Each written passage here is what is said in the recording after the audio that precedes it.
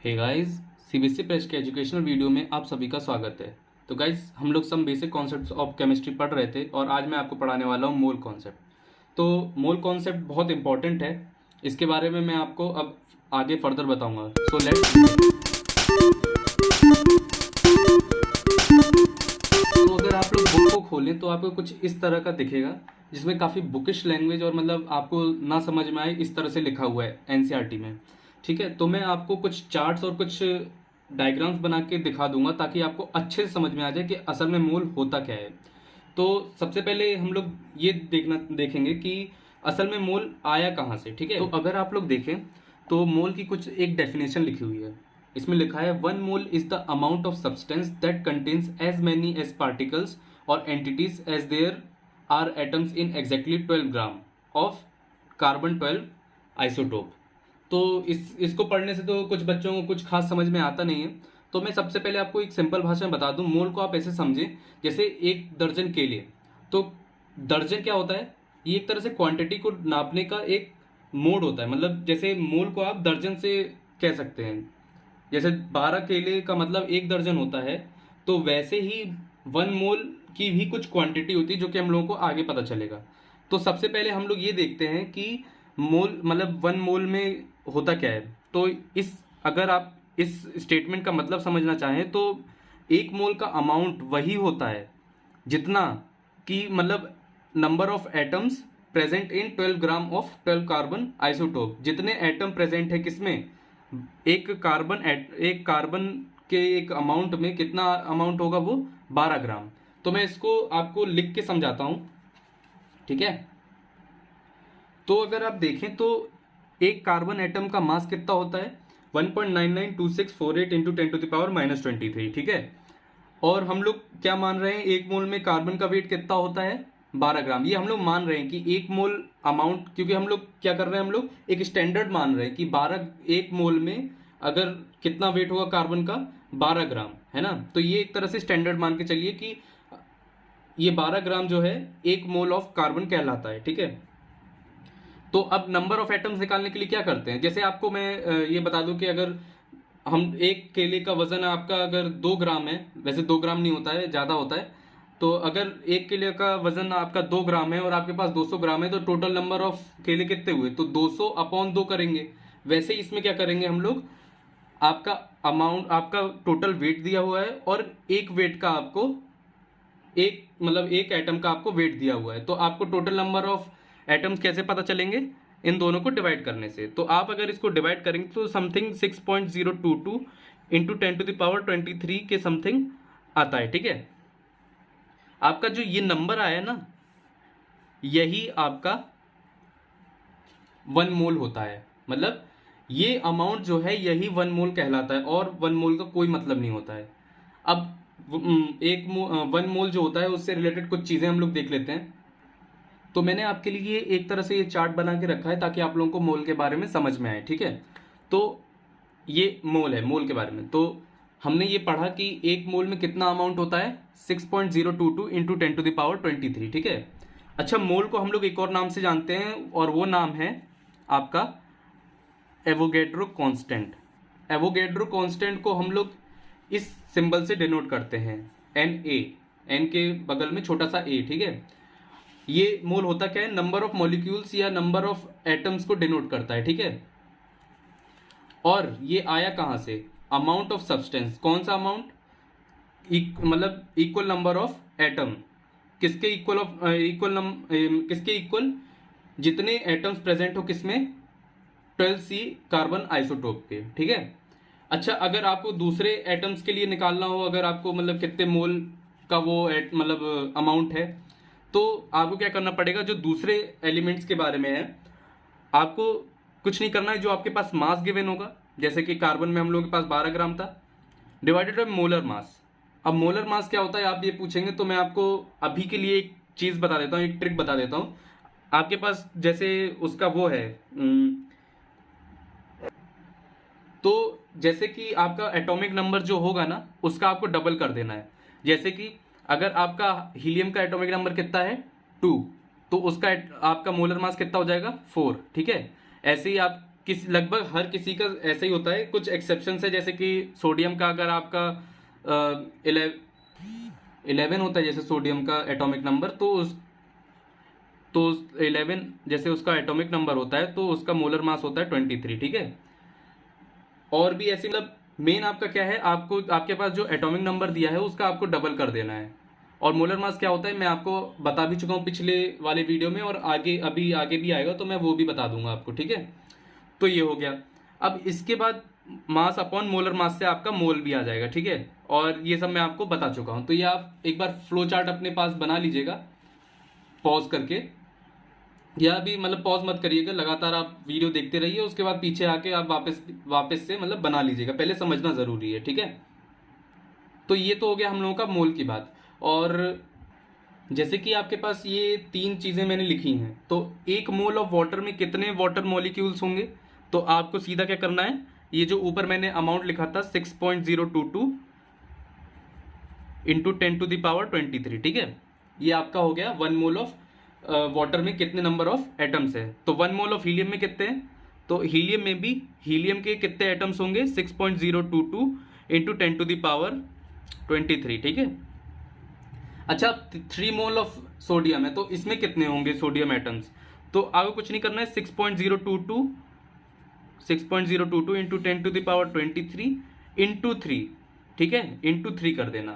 क्यों, 3 टाइम्स हो जाएगा 1 मोल के, ठीक है। ऐसे हम लोग ऐसे क्वेश्चंस को हम लोग हैंडल करते हैं। तो आपका जितना भी इस मतलब ये जो एरिया है, ये मोल कॉन्सेप्ट्स एंड मोलर मासेस, ये पूरा आपका यही सब दिया है जितना मैंने आपको वो फ्लो चार्ट और इन सब से बता दिया था, ठीक है। तो अब आप लोगों को इनको ज़्यादा पढ़ने की ज़रूरत नहीं है, आप बस वो फ्लो चार्ट देखिएगा और आपको सब कुछ समझ में आ जाएगा, ठीक है। अब इसके बाद हम लोग चलते हैं आगे परसेंटेज कंपोजिशन पे, ठीक है। तो इसमें क्या होता है, हम लोग मतलब परसेंटेज निकालते हैं कितने परसेंट कौन से एलिमेंट का उस कंपाउंड में मौजूद है, ठीक है। तो इसको मैं आपको लिख के समझा देता हूँ। तो हम लोग पहले वाटर को लेते हैं, वाटर क्या है H2O, ठीक है, वाटर मॉलिक्यूल को लेते हैं। तो इसका परसेंटेज कंपोजिशन हम लोग अलग अलग एलिमेंट्स जैसे कि हाइड्रोजन और ऑक्सीजन का कैसे निकालेंगे। तो सबसे पहले हम लोग क्या करते हैं, मोलर मास किसका निकाल लेते हैं, H2O का। तो मोलर मास आपको मैंने पिछली वीडियो में ही बताया था कि मोलर मास कैसे निकालते हैं, तो अगर आपने वो नहीं देखा है तो चेक दैट आउट, ठीक है। तो मोलर मास कैसे निकालेंगे, 2 into molar mass of 1 hydrogen is 1, ठीक है, प्लस इसमें ऑक्सीजन कितने हैं, सिर्फ 1 है, तो इसका मोलर मास कितना हो जाएगा, इसका एटॉमिक नंबर है कितना 8, तो 8 इंटू 2 कितना हो जाएगा 16, ठीक है 16। तो अब इसको ऐड कर दो, आपका कितना आ जाएगा मोलर मास 18, ठीक है। अब इसके बाद हम लोग क्या करना है कि हम लोगों को मास परसेंट निकालना है हाइड्रोजन का, है ना, हम लोग को मास परसेंट हाइड्रोजन का निकालना है। तो इसमें हाइड्रोजन कितने परसेंट है, इसके निकालने के लिए हम लोग क्या करेंगे, पहले लिखेंगे मास percent of hydrogen.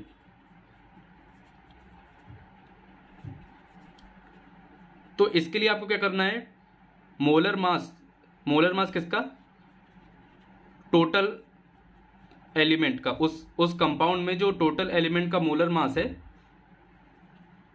Total element वो निकालना है, divided by total molar mass of compound,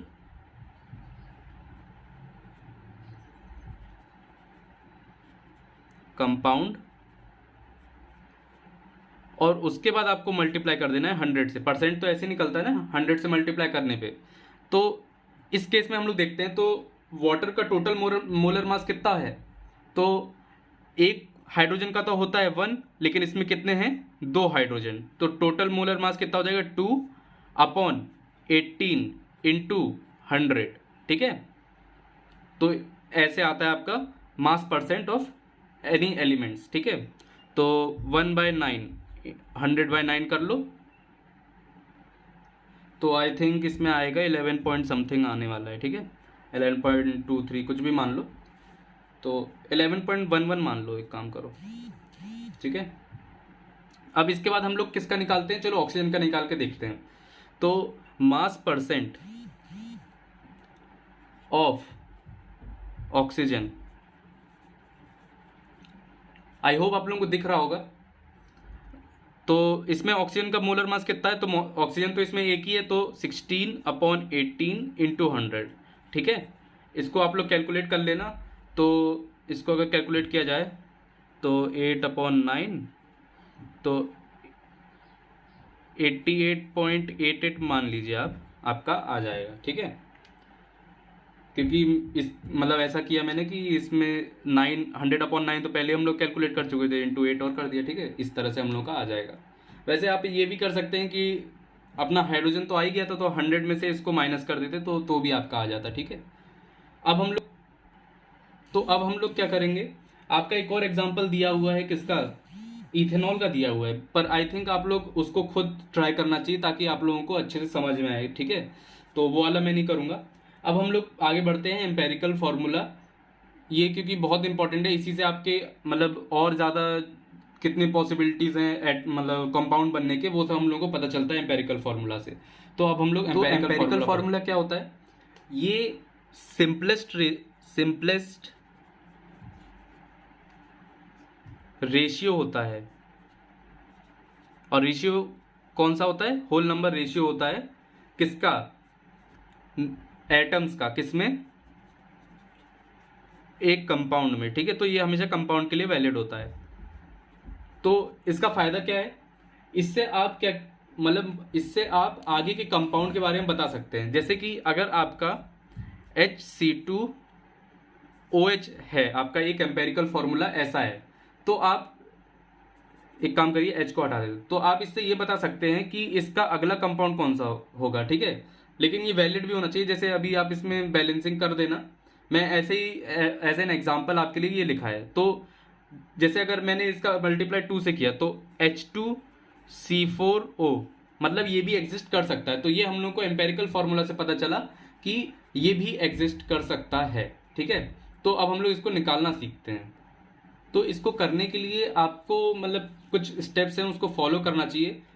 problem 1.2 में भी वो स्टेप्स मेंशन हैं, तो मैं आपको यहाँ पे लिख के बता देता हूँ। तो सबसे पहले आपको क्या करना है, जैसे आपका जो क्वेश्चन देगा एम्पेरिकल फार्मूला निकालने के लिए, उसमें आपको कुछ परसेंटेज और मोलर मास वगैरह दिया होगा, ठीक है। तो सबसे पहले आपको क्या करना है, जो मास परसेंट है, मास परसेंट को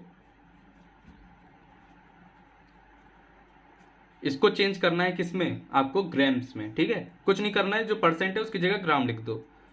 तो ये आपका पहला स्टेप हो गया। उसके बाद आपको क्या करना है, जो नंबर ऑफ मोल्स हैं, मतलब जो आपने ये ग्राम में बनाया है, इसको आपको नंबर ऑफ मोल्स में चेंज कर देना है। तो इसके लिए आपको क्या करना पड़ता है, जैसे आपने इसको ग्राम में बना लिया है ना, तो इसको अब आपको डिवाइड करना है उसके मोलर मास से। तो इसके बाद आपको क्या करना है, इसके बाद का स्टेप होगा, इसको आपको मोल में चेंज कर देना है सबको, और हर एलिमेंट के लिए अलग अलग होगा, ठीक है, मोल्स में चेंज कर देना। उसके बाद तीसरा स्टेप क्या होगा,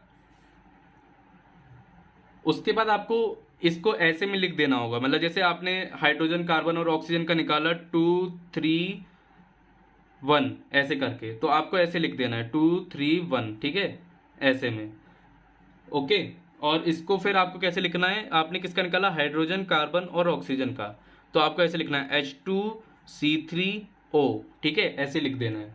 अब इसके बाद आपको क्या करना है, इसके बाद आपको इसका मोलर मास निकालना है, ठीक है, मोलर मास। तो इसका जब आप मोलर मास निकालेंगे, तो जैसे इसका मोलर मास कितना आएगा, 4 + 3 × 12 विच इज 36 + 16, ठीक है। तो 6 5 56 आ गया। और आपका क्वेश्चन में पहले से मतलब जो मॉलिक्यूल है आपका, उसका आपको मोलर मास पहले से टोटल दिया होगा। तो जो गिवन मोलर मास होगा,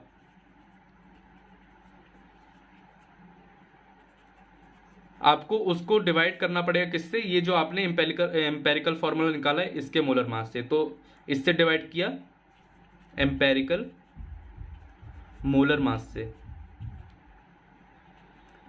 तो इससे आपका एक कोई नंबर आ जाएगा, वो नेचुरल नंबर आएगा, मतलब नेचुरल नंबर ही आता है। और जब आपका नेचुरल नंबर आ जाएगा, जैसे 1 या 2 1 2 3 अप टू कितना भी आ सकता है, ठीक है। जब ये आ जाएगा आपका, तो इन जो आएगा आपका नंबर आएगा, उसको आपको मल्टीप्लाई किससे कर देना है, इससे।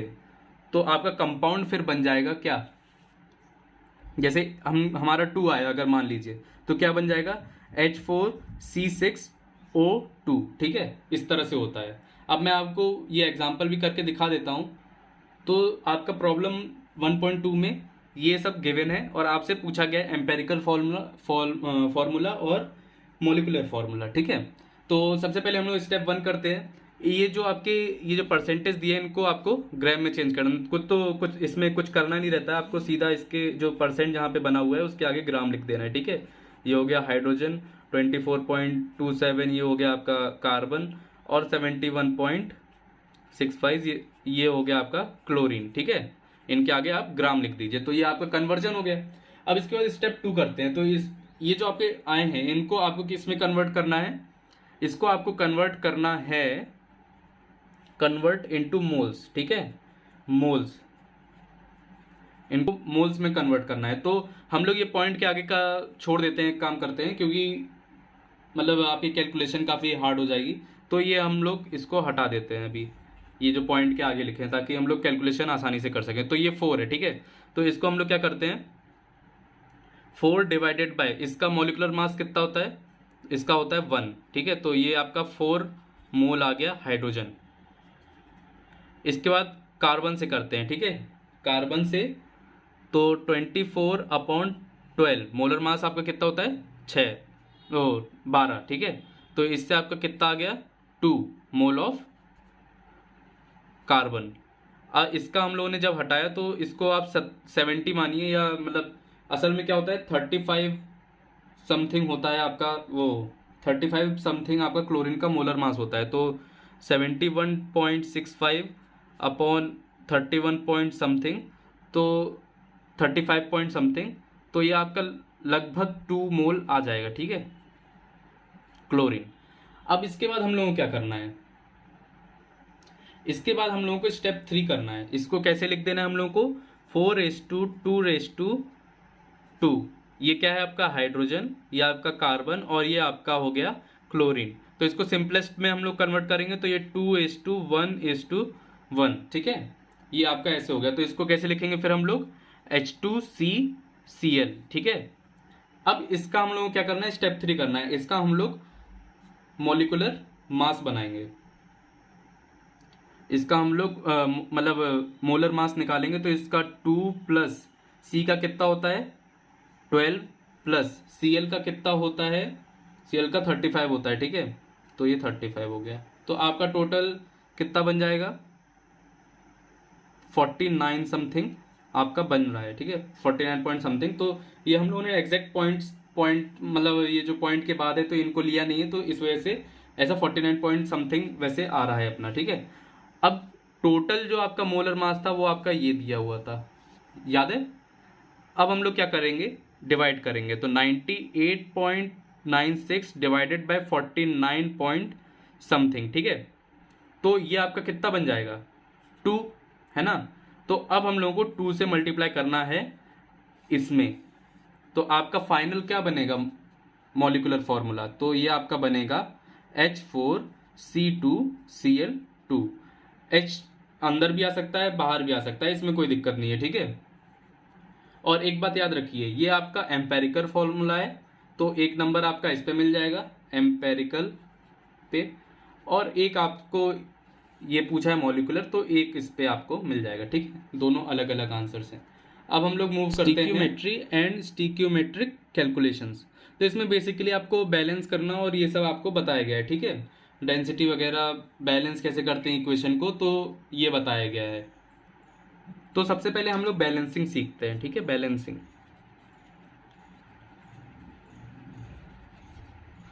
तो बैलेंसिंग का फिनोमिनन किस पे काम करता है, आपका एक law of conservation of mass आपको मैंने बताया था, ठीक है। तो मास कैन नाइदर बी क्रिएटेड और नॉर बी डिस्ट्रॉयड, ये आपको याद होगा। तो ये पूरा बैलेंसिंग का खेल जो है ना वो इसी पे डिपेंड करता है, नाइदर बी क्रिएटेड और नॉर बी डिस्ट्रॉयड, ठीक है। क्रिएटेड यहां पे लिख दीजिए। तो सबसे पहले हम लोग सबसे सिंपलेस्ट इक्वेशन जो आप सभी जानते हैं वाटर का ले लेते हैं। तो वाटर कैसे बनता है, हाइड्रोजन और ऑक्सीजन को मिलाने से, तो H2O। अब आप इसमें देखेंगे कि हाइड्रोजन तो ठीक है, आपका हाइड्रोजन 2 है इधर पे, यहाँ पे भी 2 है, पर ऑक्सीजन आपका घट गया, तो ये तो पॉसिबल नहीं है, तो यानी कि हम लोगों ने इक्वेशन कुछ गलत लिखी है। तो यहीं पे आपकी बैलेंसिंग आती है, यहाँ पे आपको बैलेंस करना पड़ेगा। तो एक काम करिए, इसमें 2 का मल्टीप्लाई कर दीजिए। अब तो यहाँ पे 2 ऑक्सीजन और यहाँ पे 2 ऑक्सीजन, पर वेट ए मिनट, यहाँ पे हाइड्रोजन अब 4 हो गए हैं, तो अब क्या करना है हम लोग को, हाइड्रोजन के आगे हाइड्रोजन को इससे बैलेंस करना है। तो यहाँ पे अगर हम लोग 2 से मल्टीप्लाई करेंगे तो यहाँ पे 4 हाइड्रोजन और यहाँ पे 4 हाइड्रोजन, यहाँ पे 2 ऑक्सीजन और यहाँ पे 2 ऑक्सीजन, तो ऐसे आपका बैलेंसिंग काम करता है, ठीक है। अब हम लोग एक और एग्जांपल लें, अगर जैसे हम लोगों ने मीथेन लिया, मीथेन गैस, उसको हम लोगों ने जला दिया ऑक्सीजन में, तो क्या बनाएगा वो CO2 और क्या बनाएगा H2O, ठीक है। तो सबसे पहले हम लोग कार्बन को देखते हैं। तो कार्बन तो बैलेंस्ड है क्योंकि एक है और इसमें भी एक है, पर आपका जो हाइड्रोजन है यहाँ पे 2 है और यहाँ पे आपका 4 है, ठीक है। तो यहाँ पे हम लोग किससे मल्टीप्लाई करेंगे, 2 से, तो आपका हाइड्रोजन 4 एंड हाइड्रोजन 4, ठीक है। अब यहाँ पे आपका 2 ऑक्सीजन है और यहाँ पे आपका जो है 4 ऑक्सीजन है, यहाँ पे 2 ऑक्सीजन, यहाँ पे 4 ऑक्सीजन, तो क्या करना होगा, हम लोग को बैलेंस फिर से करना होगा, तो यहाँ पे 2 का मल्टीप्लाई कर देंगे, तो ऐसे आपका बैलेंसिंग आता है। इसके अलावा इस टॉपिक में कोई भी मतलब दम नहीं है, आपको धीरे धीरे प्रैक्टिस करनी पड़ेगी, अलग अलग इक्वेशंस लिखिए, उनको बैलेंस करने की कोशिश करिए, तो इससे आपको बैलेंसिंग आ जाएगी। अब इसके बाद हम लोग मूव ऑन करेंगे लिमिटिंग रिएजेंट। तो लिमिटिंग रिएजेंट असल में क्या होता है, लिमिटिंग रिएजेंट, लिमिटिंग रिएजेंट असल में एक ऐसा मतलब रिएक्टेंट होता है, आप ये तो जानते हैं ना, जिन दो कंपाउंड या जिन दो मॉलिक्यूल्स की हम लोग रिएक्शन करवाते हैं उसको हम लोग रिएक्टेंट कहते हैं। तो जो रिएक्टेंट, फॉर एग्जांपल एक काम करते हैं हम लोग, आपको एग्जांपल समझाते हैं। तो H2+O2 लिया हम लोगों ने और उससे हम लोगों ने पानी बना दिया, ठीक है। अब मान लीजिए कि मैंने हाइड्रोजन लिया था 1 ग्राम और ऑक्सीजन मैंने लिया था 2 ग्राम, ठीक है। अब क्या होगा, ये दोनों जलेंगे, जलते जलते जब आपका 1 ग्राम ऑफ मतलब 1 ग्राम ऑफ आपका H2 जो है वो एग्जॉस्ट हो जाएगा, फिर आपके पास ओनली क्या बचेगा, O2 1 ग्राम और वो वाटर, आपका वाटर कितना बन जाएगा 1 ग्राम, ठीक है। अब आपके पास तो ये खत्म हो गया। अब इसके बाद ऑक्सीजन क्या आपका पानी बना सकता है, नहीं, तो इसमें आपकी जो रिएक्शन है वो लिमिट कर दी गई, और ये लिमिट किसने किया है, लिमिटिंग रिएजेंट, यानी कि जो सबसे कम है या जो रिएक्टेंट आपका रिएक्शन जो है प्रोडक्ट बनाने की जो कैपेसिटी है उसको लिमिट कर देता है, यानी रोक देता है, उसको हम लोग लिमिटिंग रिएजेंट कहते हैं। तो इस केस में आपका हाइड्रोजन हो गया। फॉर एग्जांपल हम लोग NaCl लेते हैं और Cl-, तो आपका ये NaCl बनाएगा, जाहिर सी बात है। तो क्या आप बता सकते हैं, मतलब जैसे अगर मैंने, आपका सोडियम है 1 kg और आपका क्लोरीन जो है 2 kg, तो इस केस में आप बता सकते हैं कि लिमिटिंग रिएजेंट कौन है, हाँ सोडियम, ठीक है। इस तरह से आपका लिमिटिंग रिएजेंट पता चलता है, ठीक है। अब इसके बाद हम लोग कुछ इंपॉर्टेंट टर्म्स के बारे में पढ़ते हैं जो कि काफ़ी ज़्यादा इंपॉर्टेंट है, 12th में भी आता है, कॉम्पिटेटिव एग्जाम्स में भी आता है और हर जगह आता है, ठीक है। तो हम लोग मास करते हैं पे। तो जैसा कि हम लोग पता चल रहा है, अभी हम लोग पहले भी एक मास परसेंट निकाल चुके हैं। तो मास परसेंट में क्या होता है, जो आपका रिएक्टेंट, जो आपका मतलब एलिमेंट, या फिर जो आपका सल्यूट आप जानते ही होंगे, किसी सल्यूशन में जैसे पानी है, पानी और नमक का सल्यूशन, तो उसमें नमक क्या होता है, कम मात्रा में होता है, तो उसको हम लोग क्या कहते हैं, सल्यूट। तो जो मास ऑफ सल्यूट है या सॉल्वेंट क्या होता है, जो ज्यादा मात्रा में होता है, तो mass of solute upon mass of solution. Mass of solution क्या होता है, यानी कि नमक का भी मास और वाटर का भी, दोनों का साथ में, ठीक है। तो मास ऑफ सॉल्यूशन इनटू 100, इसको हम लोग क्या कहते हैं, मास परसेंट, ठीक है। अब अगर आपको मैं दे दूं जैसे कि 2 ग्राम आपका नमक है ना, आपका 2 ग्राम, या फिर एक काम करिए, आप ले लीजिए, आपके एनसीईआरटी में ही दिया हुआ है, 2 ग्राम आपने नमक मिलाया किसमें, नमक यानी कि सॉल्ट किसमें, 18 ग्राम पानी में, पानी में, ठीक है, वाटर। तो इसका मास परसेंट कैसे निकालेंगे, तो mass of solute which is 2 upon total mass of solution. तो सोल्यूशन कितना होगा 2 + 18, क्योंकि वाटर और सॉल्ट दोनों मिलके एक सोल्यूशन बनाते हैं, इंटू 100। तो ये हो जाएगा 2/20 इंटू 100 विच इज 10%। ठीक है, अब हम लोग फर्दर मूव करते हैं मोल फ्रैक्शन। फ्रैक्शन क्या होता है, मोल फ्रैक्शन देखो अलग अलग, जैसे आपका एक मान के चलिए एक सोल्यूशन है जो कि आपका बना किससे है, कंपाउंड ए और कंपाउंड बी से। ठीक है, तो इसके नंबर ऑफ मोल्स अलग होंगे, Na मान लेते हैं उसको, इसके नंबर ऑफ मोल्स अलग होंगे जिसको हम लोग Nb मानते हैं। N आपको पता है ना, N क्या होता है, एवोगैड्रो नंबर को डिनोट करते हैं उस तरह से। ठीक है, तो ये हो गया। अब मोल फ्रैक्शन ए का अलग होगा और बी का अलग होगा, और ये कैसे निकलेगा ये हम लोगों को पता करना है। तो मोल्स निकालना तो आप जानते हैं ना, मास अपॉन मोलर मास। ठीक है, तो ये मैं नहीं सिखाने वाला हूँ। ठीक है, अब इसमें मोल फ्रैक्शन कैसे निकालता है मैं ये आपको सिखाने वाला हूँ। तो इसमें क्या करना रहता है, जैसे आपने अलग अलग इन दोनों का मोलर नंबर ऑफ मोल्स निकाल लिया। ठीक है, तो मोल फ्रैक्शन निकालने के लिए आपको क्या करना पड़ेगा, नंबर ऑफ मोल्स ऑफ, जैसे मोल फ्रैक्शन ऑफ ए निकाल रहे हैं आप, मोल फ्रैक्शन ऑफ ए, तो mole fraction of A upon number of moles of A upon number of moles of A plus number of moles of B. ठीक है, ये आपका बन जाएगा मोल फ्रैक्शन। ठीक है, और ये एक बात ध्यान रखना, ये कभी भी 1 से ज़्यादा नहीं आएगा, ये हमेशा 1 से कम आएगा या 1 के बराबर भी आ सकता है और 0 भी आ सकता है। इनफैक्ट वो कुछ केसेस होते हैं, वो मैं आपको बता दूंगा। उसके बाद जैसे अगर आपको बी निकालना है, मोल फ्रैक्शन ऑफ बी, तो इसको हम लोग कैसे डिनोट करते हैं, ये कैसे निकलता है हम लोगों का, mole number of moles of B upon number of moles of A plus number of moles of B. ये भी आपका 1 से कम आएगा। अच्छा, एक बात याद रखना कि आपने अगर इन दोनों को ऐड किया, जैसे हम लोग number of mole fraction of A और मोल फ्रैक्शन ऑफ बी, इन दोनों को हम लोगों ने ऐड किया तो क्या आएगा, Na upon Na plus Nb plus Nb upon Na plus Nb।